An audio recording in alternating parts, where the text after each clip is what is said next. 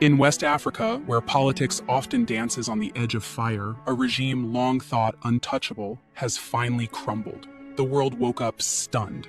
At 3:12 a.m., military vehicles rolled through the streets of Abidjan. The presidential guard was overwhelmed in under an hour. By dawn, the flag flying above the palace was no longer the same.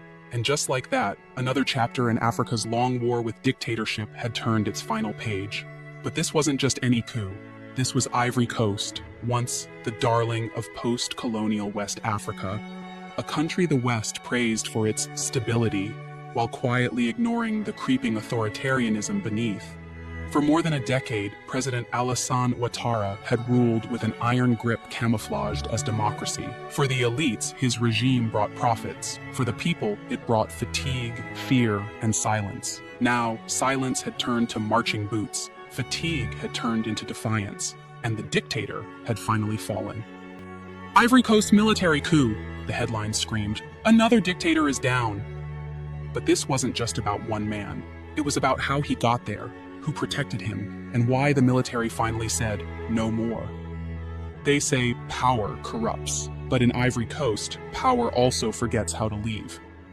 In 2010, Alassane Ouattara was hailed by international observers as a beacon of progress.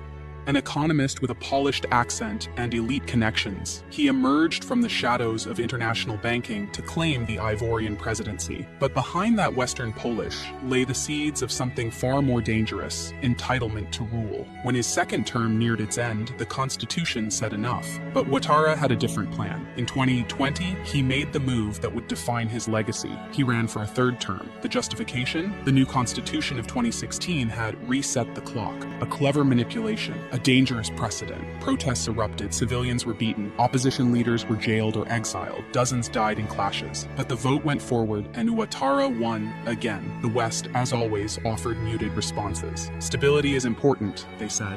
Let's maintain peace, they urged. But peace for whom, and at what cost? In reality, Ivory Coast was becoming a pressure cooker. Opposition parties were crippled.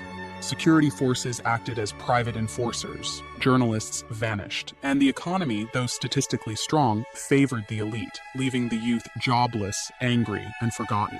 For many Ivorians, their democracy had become a prison in disguise, and the man at the center refused to hand over the keys. But something was shifting, in the barracks, in the villages, even in the diaspora. Enough is enough. That whisper became a storm. And the storm was coming for Ouattara. When the people are silenced, the army listens louder. In Ivory Coast, the military has always played a double role, both sword and shield. Under Ouattara, that role grew complicated. After the post-election civil war of 2010-2011, Ouattara consolidated power not just through elections, but by restructuring the armed forces.